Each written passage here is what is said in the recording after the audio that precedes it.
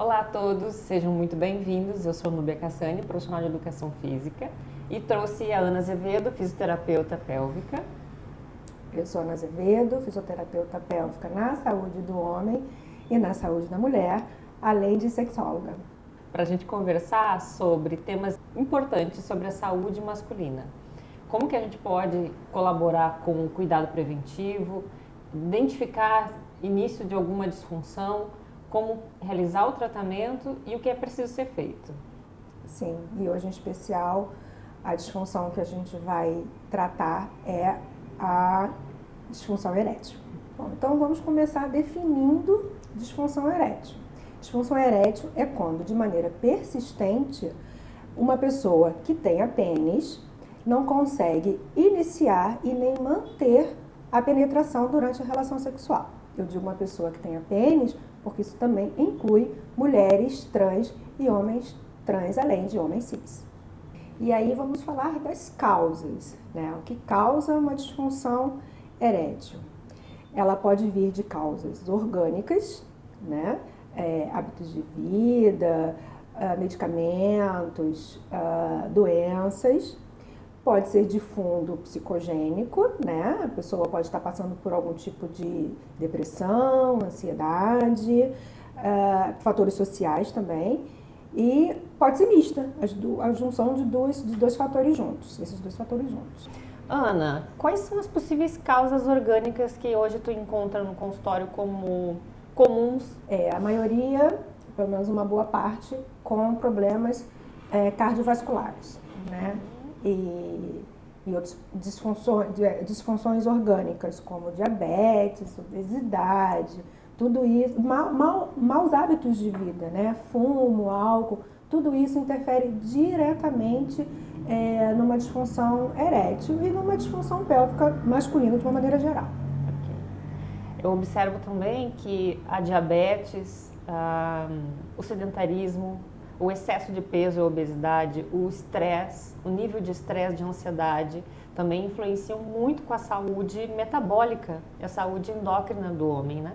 Sim. Que podem ser possíveis causas até psicogênicas de uma disfunção erétil, né? Sim, por isso muitas vezes as duas coisas se misturam e precisa de um acompanhamento multidisciplinar, não separado, né? Juntar sim medicamentos e a fisioterapia pélvica e a terapia.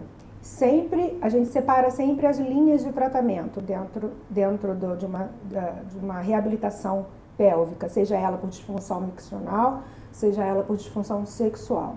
E a primeira linha de tratamento é sempre mudança de hábito de vida, porque é ela que começou silenciosa e foi trazendo o restante. Muitas vezes uma disfunção erétil, por exemplo, já acende um alerta, como está a saúde cardiovascular dessa pessoa. Então, e quando você vai ver, realmente os hábitos de vida dela não são os mais saudáveis. Okay. E a automedicação também, relacionado a algumas crises alérgicas que homens têm, não tratam corretamente, usam muitos medicamentos nasais.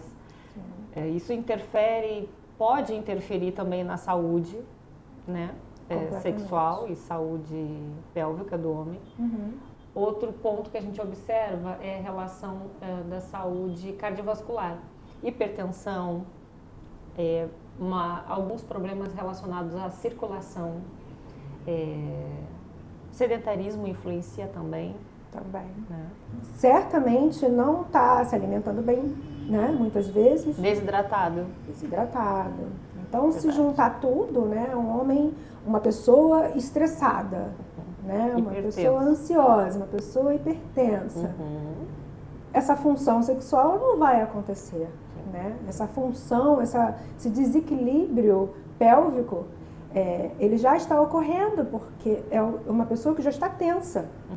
E um assoalho pélvico, né? Uma musculatura pélvica tensa, não vai funcionar nem a parte miccional, nem a parte sexual. Exato. Né? E as pessoas esquecem de se avaliar e reavaliar. E muitas vezes entra direto numa medicação, né? Porque um colega está tomando, um amigo está tomando, e realmente o ideal realmente seria uma avaliação clínica, né? Do médico, da fisioterapeuta. E quais profissionais da área da medicina que estão em contato direto com esse processo de reabilitação? Da saúde sexual masculina, urologista, né? O fisioterapeuta pélvico com especialização em saúde pélvica do homem, o educador físico, o nutricionista. Então, está todo mundo integrado para mudar realmente o quadro logo de primeira linha. E normalmente, geralmente, há o sucesso já só de mudança de hábito, fazendo terapia, se alimentando melhor, diminuindo o álcool, fumo, já vai ter o resultado para que não se chegue a tratamentos um pouco menos conservadores, né? Que seriam os injetáveis direto no pênis, né? Que causam muita dor, causa fibrose, e os cirúrgicos, né? Da mesma forma que a gente observa o excesso de estímulos em que um homem ativo, com uma demanda grande de volume de treinamento físico ou de esportes, realiza com alto impacto, com movimentos repetitivos, pouca força muscular de core, de assoalho pélvico, ou então excesso de estímulo que faz com que a pessoa tenha um nível de ansiedade muito grande, pouco tempo de recuperação, uma periodização do treinamento também equivocada ou não aplicada, na maioria dos casos, né? Volume semanal de treinamento também faz com que homens esportistas tenham maior chance de ter disfunções do assoalho pélvico. Sem dúvida. Né? E o nível de estresse crônico, a fadiga crônica muscular, que também é uma área do treinamento físico que a gente trabalha, contribui para que o homem não tenha a recuperação adequada e o organismo fique em sobrecarga. Né? Sistema nervoso também, nível de qualidade de sono interfere, a saúde mental interfere, a ansiedade e depressão, e até os fármacos para a depressão podem interferir, né, na sexual do homem. Com certeza, todos eles atuam direto no simpático e no parasimpático, né? E a gente precisa deles também para que essa função, você falou muito bem, né, sobre funcionalidade, né? E homens, né, pessoas com o pênis, eles esquecem que tem períneo também. Tem, né? Tem nervos, tem músculos tudo que precisam ser trabalhados, Exato. Precisam colocar para funcionar.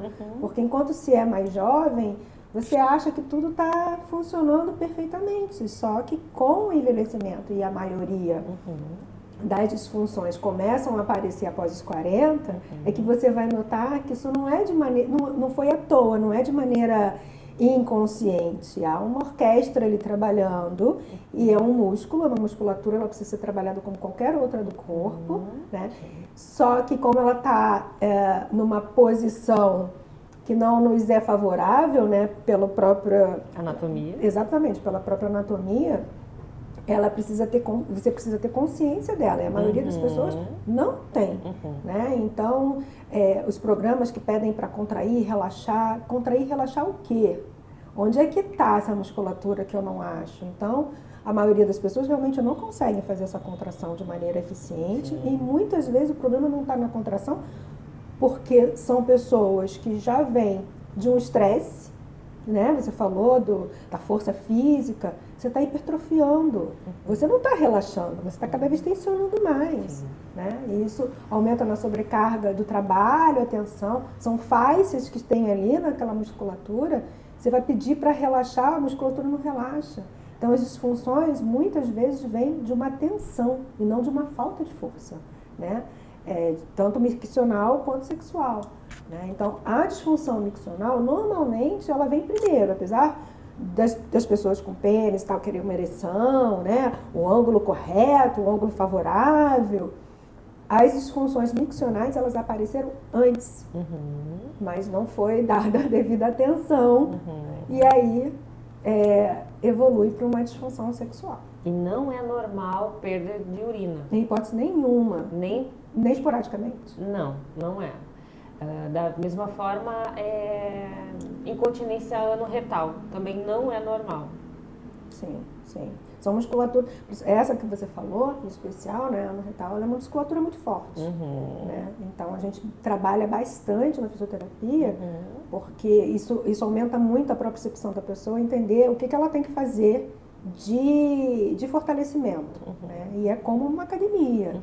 Tem número de repetições, tem tempo de relaxamento, tem carga, tem peso. Não é sair por aí contraindo e relaxando de maneira descoordenada, né? Tem uma sequência correta, tem um porquê correto. Muitas vezes a gente tem que dar um passinho para trás para o paciente poder se achar, enfim, para poder seguir adiante. Então, tudo através de acompanhamento. Ana, explica pra gente, pra todo mundo, como que a fisioterapia pode colaborar com o tratamento das disfunções do assoalho pélvico e da disfunção erétil nos homens? A fisioterapia é uma medicina da reabilitação, né? Então a função dela é reabilitar. E nós usamos de muitos recursos, além do treinamento da musculatura do assoalho pélvico, como eu falei, é um treinamento de consciência, de coordenação, de percepção. Depois de um tempo a gente vai para a força, né? Então essa pessoa ela vai ter o completo controle desse grupo muscular, né? E além disso, a gente conta com acessórios de biofeedback, eletroestimulação, no caso da disfunção erétil e da ejaculação precoce também, que são duas disfunções mais recorrentes, né, dentro do consultório. A gente usa muito de vibração, teorias vibracionais, de vacoterapia. Isso tudo é dentro de um espectro cientificamente comprovado, né? Que vai ter sucesso no fim do tratamento, e realmente tem. Estava falando antes sobre, misturando um pouco, né, a função sexual com a função urinária, e eu comentei que realmente a função urinária ela chega antes, né, de maneira silenciosa, em que a maioria não se atenta ao que está acontecendo. Então é aquela pessoa que levanta à noite para fazer xixi, mas qual o problema? Também não é normal. Né? O normal é você passar a noite inteira dormindo sem que a sua bexiga te acorde para fazer xixi. Então, começa com uma vez, aumenta para duas, aumenta para três, né? É aquela pessoa que, tá chegando no banheiro, até abrir a calça, vai pingar também. Não é normal. Normal é você ter o controle para, respira, dá o comando para o sistema nervoso, que esse comando volta de novo, né? De maneira. O aferente, o deferente vai ter, né, esse equilíbrio, e esse xixi não vai escapar. Então, muitas coisas acontecem silenciosamente, até se evoluir para uma disfunção sexual. E muitas dessas pessoas são mais idosos, né? Que às vezes já não tem mais a parceria, né? A vida sexual tá ali quietinha e tá tudo bem, mas vai evoluir cada vez mais para uma incontinência urinária recorrente, né? Cada vez maior, e vai começar a atrapalhar a vida social dessa pessoa, né? Ela vai evitar alguns encontros, né? Pessoas novas, namoros, ela vai evitar sair com amigos, que toda hora vai ter que levantar para se fazer xixi, e começa a realmente diminuir a qualidade de vida. Também gostaria de trazer alguns pontos relacionados ao envelhecimento masculino.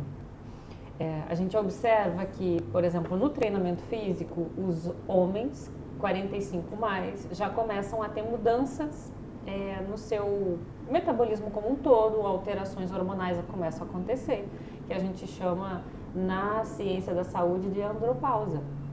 São algumas mudanças nos hormônios, a testosterona é modificado, ele reduz um pouco, e isso precisa ser tratado de forma multidisciplinar também, incluindo a prática de exercícios físicos regulares. Os exercícios contribuem e muito para a melhora do sistema endócrino e sistema muscular, nem se fala, como um todo, inclusive no fortalecimento da musculatura também do assoalho pélvico, no uso correto dessa musculatura para todas as suas funções, para a prática esportiva também.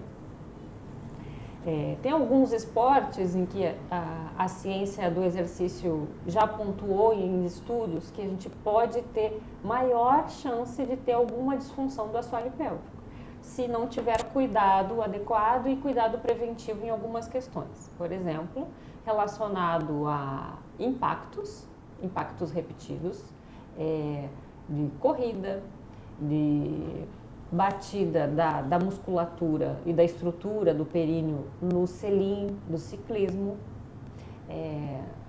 O selim ele pode ser ajustado de uma outra forma, tem acessório específico, mais confortável para alguns casos, para alguns perfis, né, de necessidades também masculinas, que são recomendados que seja trocado o acessório na bicicleta.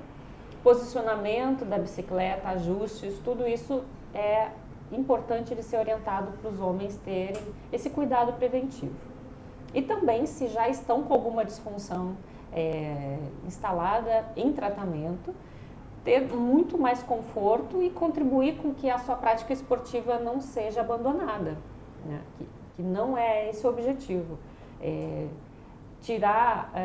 Desencorajar os homens de qualquer idade a não praticar determinados esportes, que isso não é produtivo para a saúde como um todo. Os ganhos na saúde cardiovascular são muito maiores do que qualquer outro possível risco e que tenha piora, né, no quadro de alguma disfunção que o homem esteja em tratamento.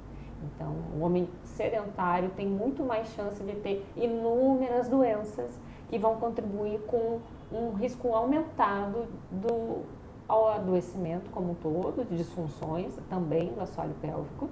Em relação ao envelhecimento masculino, eu observo pela experiência também com treinamento com pessoas idosas, homens idosos, que a partir dos 60 anos, eles já têm alguma preocupação em qualidade de vida.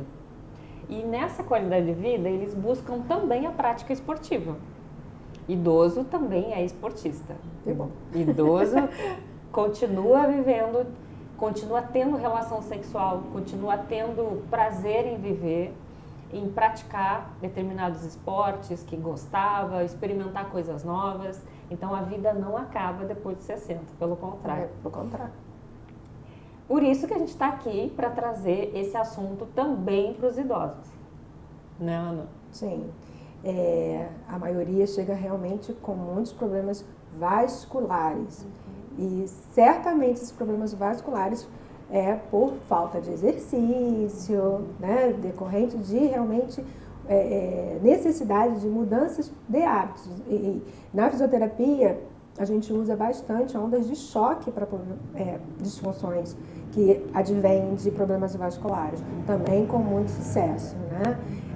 Porque o idoso, entre aspas, 60 mais, hoje em dia, infelizmente a gente tem que falar que é idoso, mas é bem diferente da época antiga, né? Os hábitos de vida mudaram muito. Então são ativos, têm vida sexual, casam novamente, enfim. E é uma população realmente que precisa ser trabalhada, porque a nossa população está, entre aspas, envelhecendo, né? Vamos ter daqui a uns anos muito mais pessoas idosas do que jovens. Então, é uma população que realmente tem que ter atenção, né, da saúde pública e de profissionais de saúde.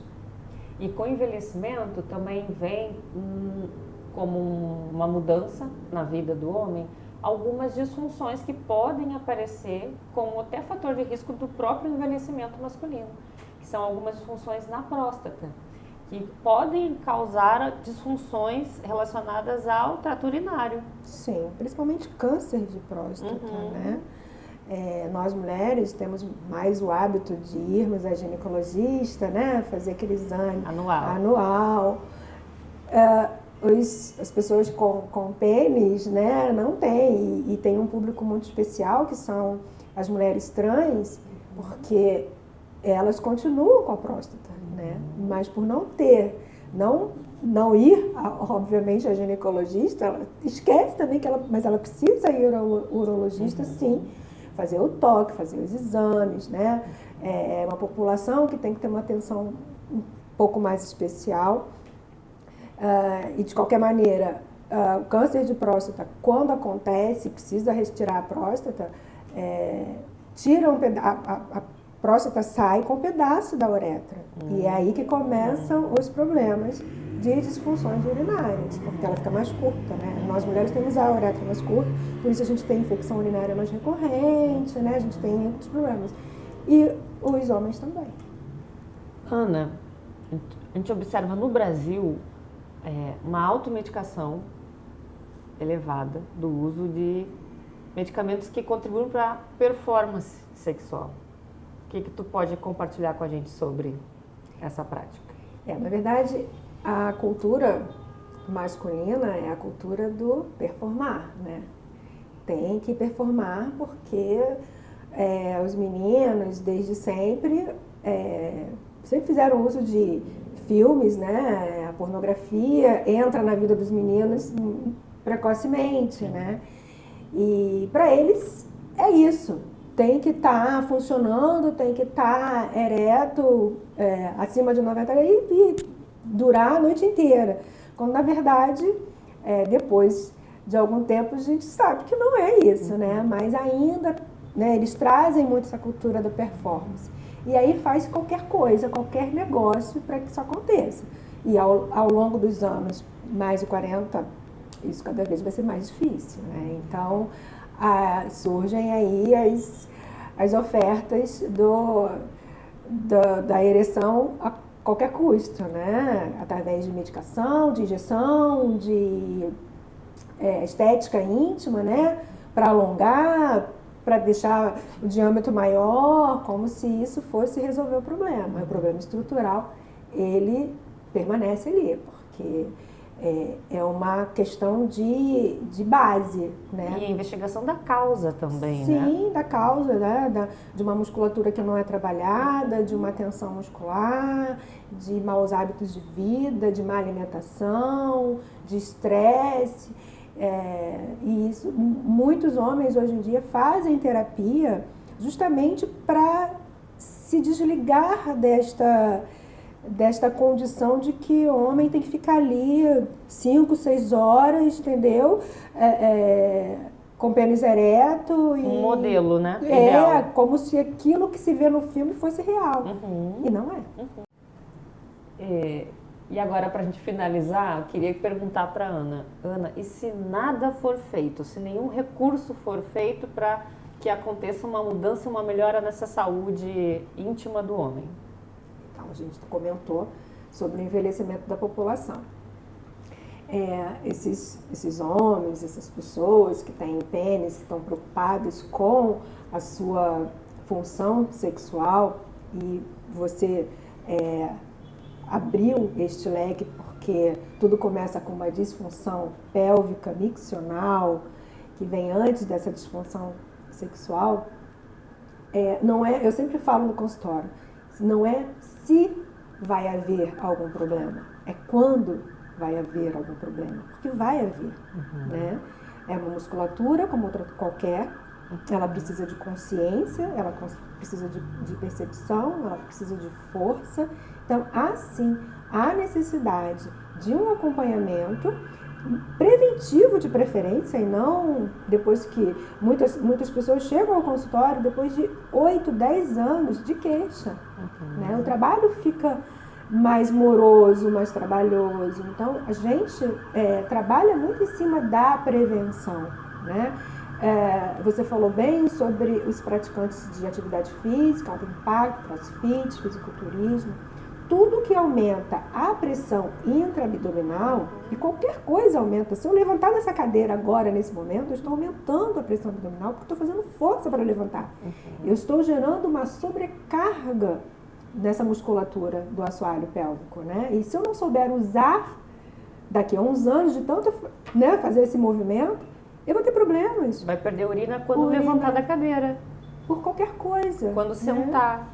Quando fizer um esforço maior, quando tossir. Sim, imagina carregando um peso na academia, pulando numa corda, pulando que é a prática agora do momento, Uma né? maratona, né? Perder urina numa maratona, Sim, verdade. sim. Então, os praticantes de corrida, né? Que altamente benéfico, né? Saúde, não é para deixar de fazer, é para aprender a fazer de maneira correta, né? Então, ele entra, a fisioterapia pélvica entrou, começou a chamar a atenção justamente porque começou a ter um aumento muito grande em cirurgias do assoalho pélvico. E aí chamou a atenção da saúde pública, né? O que estava acontecendo. Então, o nosso trabalho é muito mais, e nós gostaríamos que fosse muito mais preventivo que curativo, né?